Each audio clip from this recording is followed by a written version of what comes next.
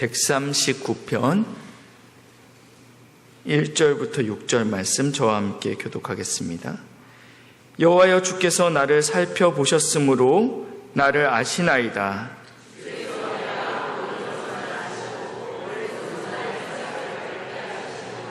나의 모든 길과 내가 눕는 것을 살펴보셨으므로 나의 모든 행위를 익히 아시오니,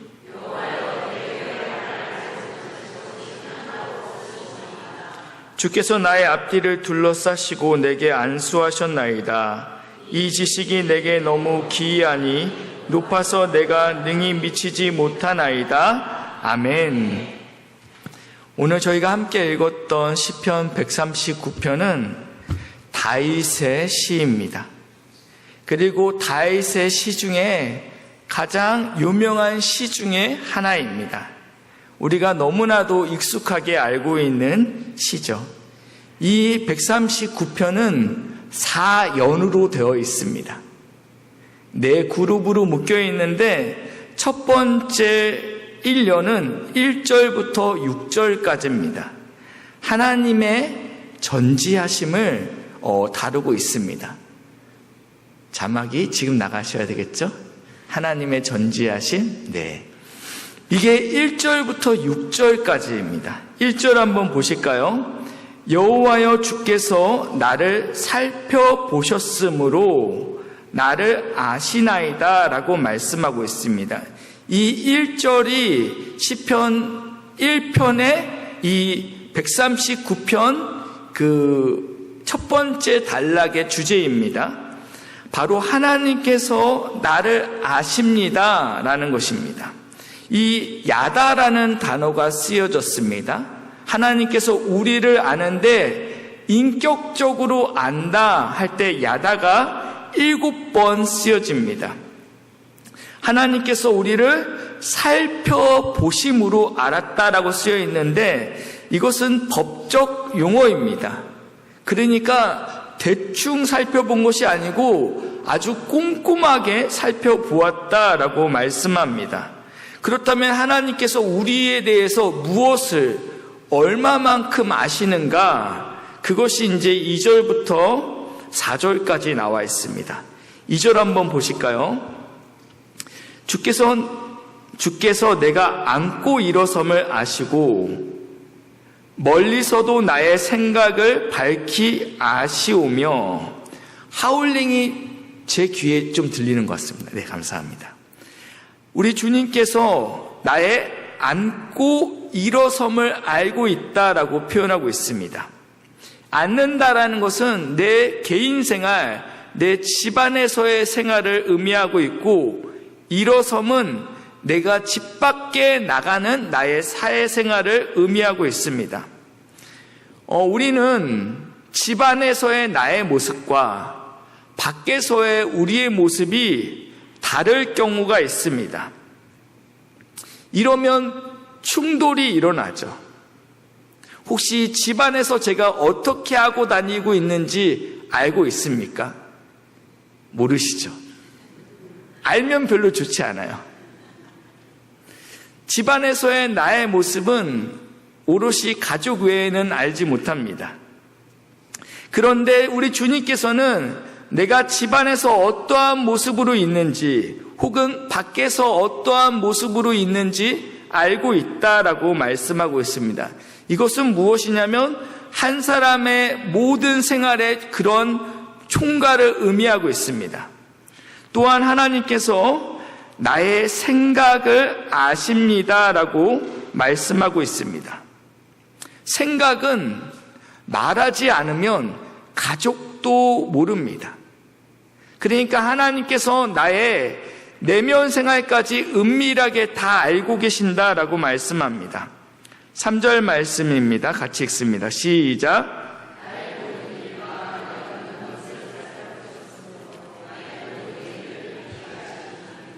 나의 길, 나의 공적인 생활들에 대해서 하나님께서 살펴보심으로 나의 모든 행위를 익히 알고 있다라고 말씀하시면서 내가 눕는 것, 이것은 라바라는 단어인데 가장 은밀하고 사적인 순간, 그 누구에게도 보이고 싶지 않는 그러한 모습조차도 우리 주님께서 알고 있다라는 것입니다.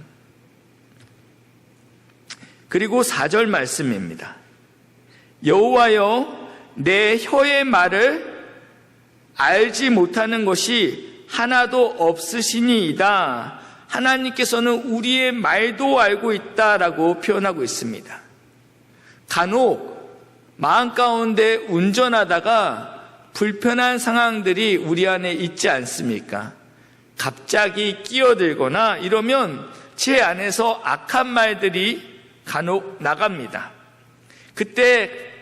그때마다 드는 마음이, 이게 블랙박스에 다 녹화되고 있을 텐데, 그래서 블랙박스를 의식하고 말을 하지 않게 됩니다. 우리가 블랙박스를 의식해도 말을 아끼지 않습니까? 그런데 오늘 우리 주님께서는 우리 입술에서 나가는 모든 말을 듣고 계시고 알고 있다라고 말하고 있습니다. 여기서 안다라는 단어는 첫 번째는 인격적으로 내가 다 알고 있다라는 의미도 있지만 두 번째 의미가 있는데 내가 보살핀다라는 의미도 있습니다. 저희 자녀들에게는 스마트폰을 통해서 자녀가 지금 어디에 있는지 위치 추적을 할 수 있게끔 앱을 깔아놨습니다. 학원 갔다가 밤 10시, 11시가 돼도 오지 않을 때가 있지 않습니까? 그러면 그 앱을 실행합니다. 얘가 지금 어디 정도 왔는지 확인하는 것이죠. 그 동선을 실시간으로 알 수 있습니다. 이것은 감시하기 위해서 우리가 아는 것이 아니죠. 우리는 이 일을 통하여 우리의 자녀를 보호하려는 의도가 이 안에 있다라는 것입니다. 누군가 나를 완벽하게 지켜보고 있다라는 의미는 내가 가장 위험한 순간에 즉각 나를 구하러 올 구원자가 있다는 뜻이기도 한다라는 것입니다. 그러니까 안다라는 것은 너의 상황을 안다라는 게 끝이고, 내가 그 상황에 너의 필요를 안다. 이것은 그냥 알고만 있다라는 의미가 아닌 내가 널 돕겠다라는 의미도 담겨 있다라는 것입니다. 이렇게 나의 모든 내 내면과 내 생각과 나의 안고 일어섬과 그리고 나의 은밀한 그 모든 것을 아시는 주님께서 오늘 우리를 향하여 5절 이렇게 말씀하고 있습니다. 같이 읽습니다. 시작.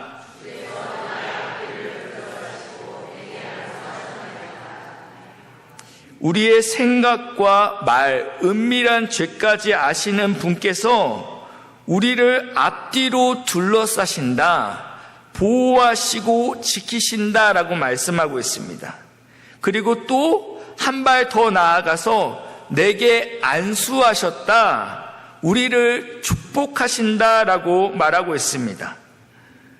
모르면 몰랐지, 알면 우리를 사랑할 수 없는 것 아닙니까?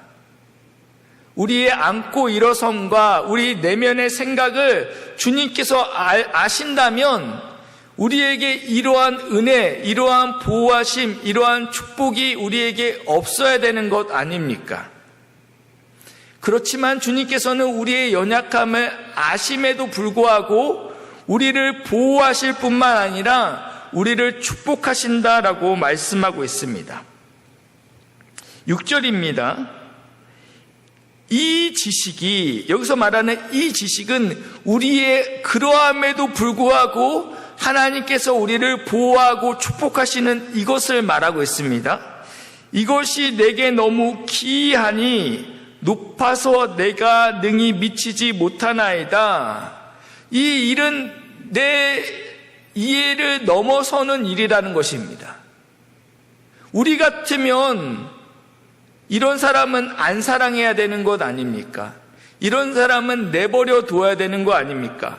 그런데 그럼에도 불구하고 하나님께서 보호하시고 축복하시는 이 지식이 내게는 이해할 수 없는 일이다라고 말하고 있습니다. 시편 기자는 이런 하나님의 사랑이 그저 놀랍다라고 이야기합니다. 도저히 이해할 수 없는 이상한 사랑이다 라고 표현합니다. 이것은 마치 자녀를 향한 부모의 사랑 같습니다. 자녀는 부모의 사랑을 절대 다 이해할 수 없죠.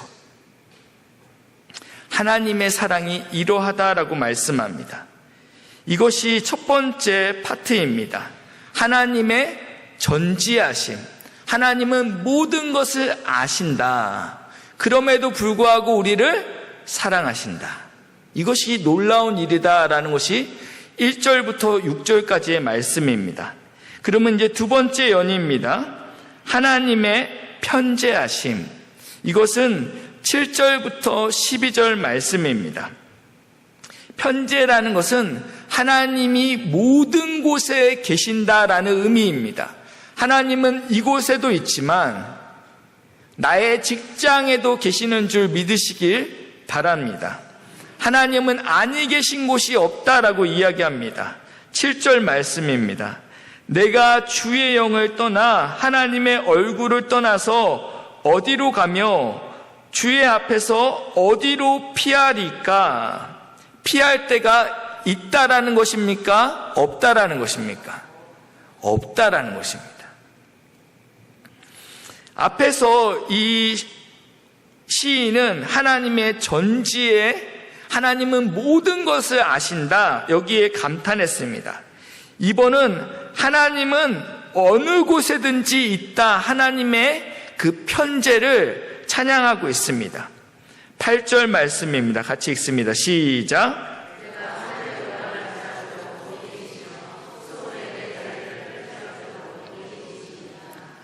내가 하늘 높은 곳에 올라갈지라도 하나님은 거기 계시고 내가 땅끝 이 수월에 있을지라도 하나님은 그곳에도 있다라고 말씀합니다. 9절입니다.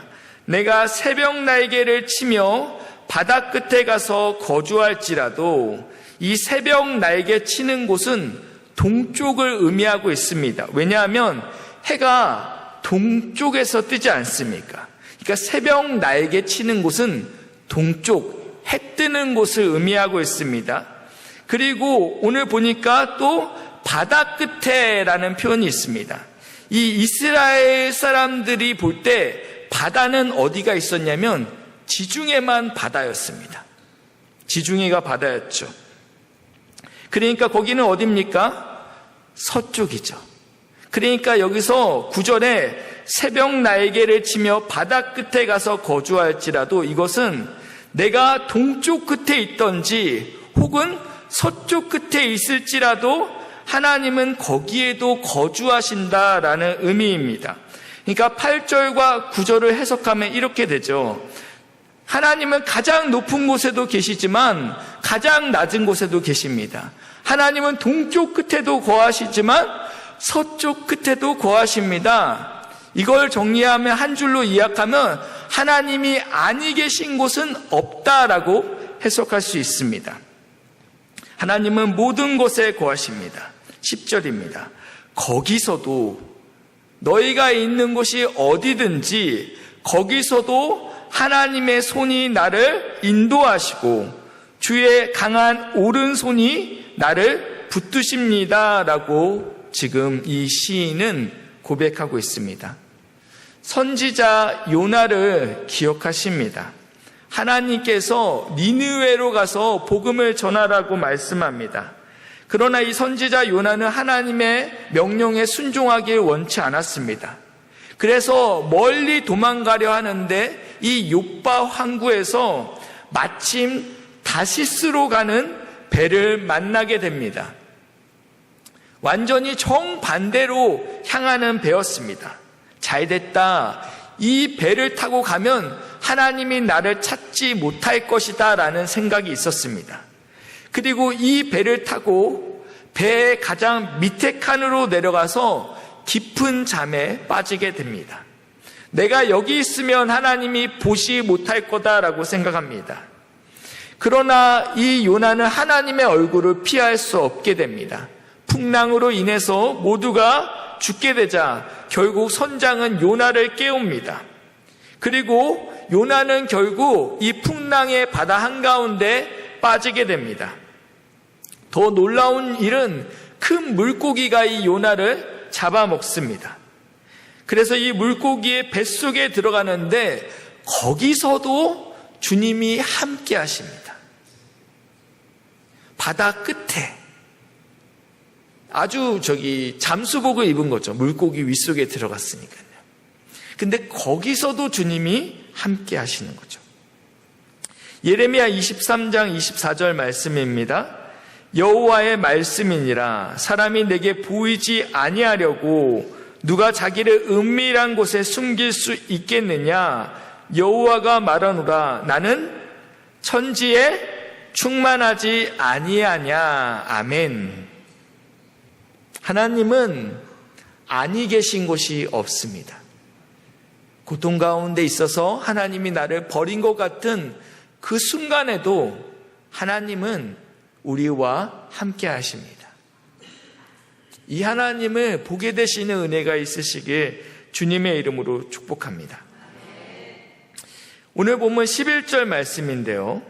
내가 혹시 말하기를 흑암이 반드시 나를 덮고 나를 두른 빛은 밤이 되리라 할지라도 지금 이 시인의 상황이 좋아 보이지 않습니다. 흑암 가운데 있고 그리고 밤이 되었다라고 말하고 있습니다. 그러나 12절입니다. 시작.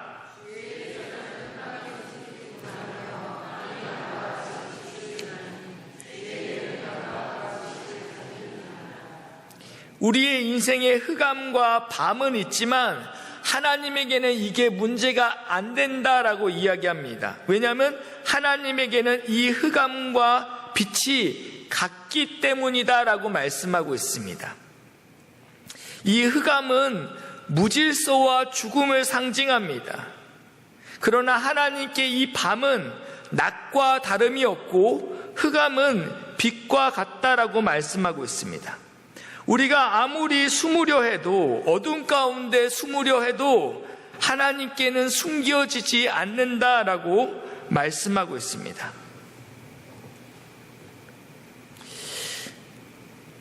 그리고 3편입니다. 하나님의 창조하심 13절부터 18절까지입니다. 1년은 무엇이었습니까? 하나님은 전지하시다. 그리고 2년은 하나님은 편재하시다. 어디에도 있다. 그런데 그 하나님께서 전지하신 모든 것을 아시는 하나님께서 아니 계신 곳이 없는 그 하나님께서 우리를 놀랍게 창조하셨다가 3년이십니다. 17절, 18절인데 이 시인은 이렇게 고백합니다. 하나님이여 주의 생각이 이것은 복수로 쓰여졌습니다. 어찌 그리 보배로우신지요. 그 수가 어찌 그리 많은지요. 우리는 딱 한 가지만 생각합니다. 이게 안 되면 저는 죽습니다. 주님 그러는데 하나님은 여러 수를 생각하고 있다는 것입니다. 18절입니다. 내가 세려할지라도 그 수가 모래보다 많도소이다. 내가 깰 때에도 여전히 주와 함께 있나이다. 아멘. 하나님께서 우리를 놀랍게 창조하셨고 우리를 향한 하나님의 계획은 아주 풍성하다. 우리가 다 셀 수 없을 만큼 풍성하다라고 말씀하고 있습니다. 그리고 나서 마지막 사연입니다. 사연은 하나님께 드리는 기도 19절부터 24절입니다. 분위기가 갑자기 바뀝니다. 다윗은 여호와의 전능하심, 전지하시고 편지하시고 창조를 묵상하다가 그런데 우리의 현실 가운데 악인이 존재한다는 것을 알게 됩니다. 하나님 이러한 악인들을 왜 그냥 두십니까? 라고 질문합니다. 그러면서 악인에 대해서 이렇게 이야기합니다. 이 악인들은 피 흘리기를 즐기는 자입니다. 공의와 정의에 대한 개념이 없는 자들입니다. 하나님에 대하여 악의적으로 말하고 하나님의 이름으로 헛되이 맹세하는 자들이 악인입니다 라고 지금 부르짖고 있습니다. 그리고 이 시인은 하나님께, 하나님, 이 악인들 주님께서 심판하실 것이죠. 심판해 주시기를 간절히 소망합니다 라고 지금 하나님께 호소하고 있습니다. 이렇게 악인들에 대해서 하나님 이들을 가만두시겠습니까? 전지하신 하나님 아닙니까? 편재하신 하나님 아니십니까? 하나님 창조하신 하나님인데 이 악인들을 왜 가만두십니까? 반드시 하나님이 심판하십시오라고 막 부르짖고 있었는데 갑자기 악인들을 향한 시선이 자기에게로 돌아옵니다. 나는 그들과 다릅니다. 왜냐하면 나는 그들을 미워하고 그 하나님의 원수인 그들이 나의 원수이기 때문입니다 라고 지금 고백하고 있습니다. 악인과 나는 본질적으로 다른 자라라고 이야기하는 거예요. 그리고 말씀의 기준으로 다시 한번 자신을 살핍니다. 그것이 23절입니다.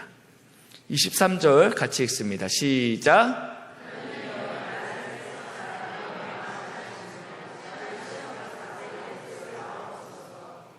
하나님, 나는 떳떳합니다. 하나님 아시지 않습니까?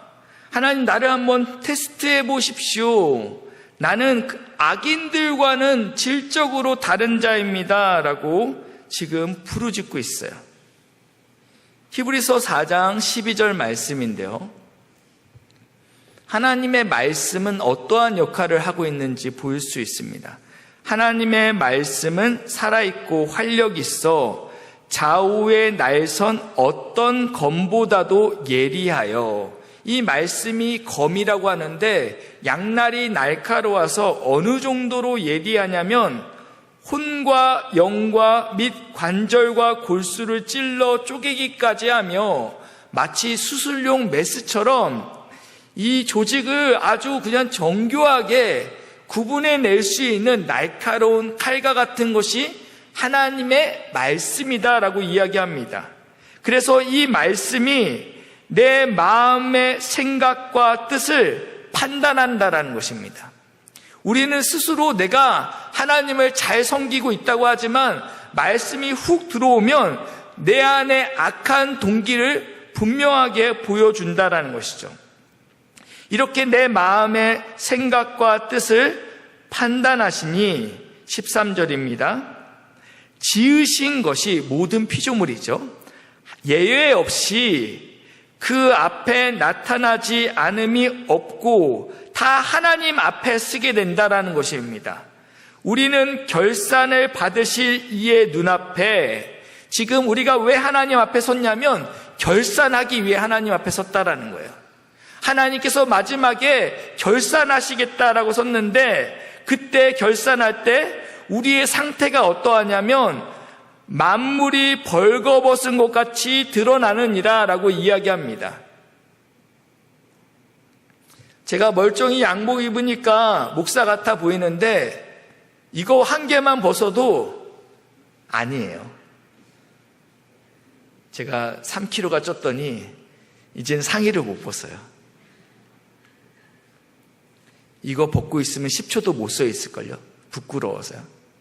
이러고 있으니라고요. 근데 이 마지막 결산할 때 이 말씀이 우리의 동기를 다 낱낱이 쪼개게 되면 사실은 우리는 실오락이 하나도 걸치지 않는 상태에서 하나님 앞에 벌거벗은 것처럼 드러난다라고 이야기하고 있습니다. 그러니까 이 말씀의 역할은 바로 무엇이냐면 내가 내 상태가 어떠한지, 내가 얼마나 악한 자인지, 내가 얼마나 자격이 없는 자인지 밝히 드러내는 역할이 하나님의 말씀이다라고 이야기합니다. 이 말씀을 통해서 내가 벌거벗음이 깨달아진 자는 어디론가 달려가겠죠. 이걸 가려야 되기 때문에, 그렇죠? 어디론가 달려가야 됩니다. 이 성령께서 이 기록된 말씀을 우리에게 비추어 주시면 우리가 벌거벗은 것이 깨달아집니다. 그러니까 원래는 벌거벗었는데 벌거벗은 줄 모르고 까불고 있었던 거예요. 내가 잘난 것처럼 그랬는데 성령께서 조명하심으로, 이 집밥 프로젝트 말씀을 읽는데 성령 하나님께서 나를 조명하심으로, 아, 내가 참 부끄러운 존재구나, 자격 없는 존재이구나라는 것을 깨닫게 되면 우리는 숨을 곳을 찾기 시작한다는 것입니다. 이것을 가리기 위해서요. 가리기 위해서 어디론가 달려가는데요. 그게 24절입니다.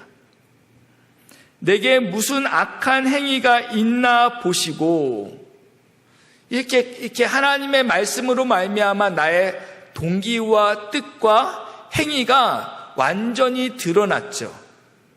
그리고 이렇게 시인은 고백합니다. 나를 영원한 길로 인도하소서라고 하나님께 간청하고 있습니다. 하나님, 내 마음을 살펴보십시오. 나를 시험해 보십시오. 그래서 내 뜻이 어떠한지, 내 마음이 어떠한지, 내게 무슨 악한 행위가 있는지 한번 보십시오라고 이야기해놓고 무엇이라고 얘기했냐면 나를 영원한 길로 인도하소서라고 지금 하나님께 간구하고 있습니다. 이 영원한 길은 결국 우리를 위해 벌거벗으시고 십자가를 지신 예수 그리스도에게로 이끄는 길이다라고 이야기합니다. 사실 우리가 벌거벗은 존재인데 주님께서 우리의 그 부끄러움을 가리시기 위해서 십자가에서 벌거벗어 죽으셨죠. 여기서 말하는 이 영원한 길은 바로 내가 곧 길이요 진리요 생명이신 우리를 예수께로 인도한다라고 말씀하고 있습니다. 히브리서 4장 14절은요, 앞에 13절은 무엇이라고 끝났어요? 만물이 벌거벗은 것 같이 드러났다. 이게 우리의 상태였는데, 그러니까 우리가 벌거벗었으므로 우리에게는 큰 대제사장이 계시니 바로 하나님의 아들 예수시라라고 이야기합니다. 우리가 소망이 없으니 그러므로 우리의 중보자 되시고 대제사장 되시는 예수님만이 나의 유일한 소망이다, 이 얘기를 하고 있습니다. 우리가 믿는 도리를 굳게 붙잡을지어다. 무엇을 믿습니까?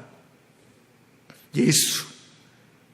혹시 여전히 그래도 나는 그 정도는 아닙니다, 나는 괜찮습니다 라고 이야기하는 분들은 아직 성령을 통해서 말씀의 조명으로 내가 벌거벗은지 모르는 상태라는 거예요.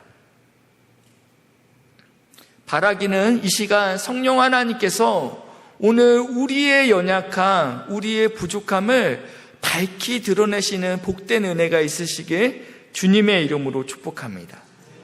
이걸 깨달아야지 주님을 향해 달려나갈 수 있어요. 15절입니다. 우리에게 있는 대제사장은 우리의 연약함을 동정하지 못하실 이가 아니요. 그래, 받고 너 목사가 됐는데 그래도 팬티는 입고 다녀야 되는 거 아니야? 실망이야. 아니, 적어도 반바지 정도는 입어야 되는 거 아니니? 이렇게 하시는 분이 아니래요. 있는 모습 그대로 나왔는데, 그래, 벌거벗었구나. 그래서 내가 너를 위해 벌거벗었단다. 이해하시는 분이라는 거예요. 모든 일에 우리와 똑같은 시험을 받으신 이로되 죄는 없으시리이다. 16절입니다. 같이 읽습니다. 시작.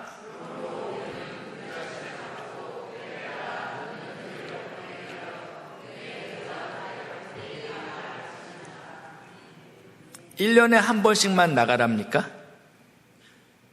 가끔 와라. 지겹지도 않냐?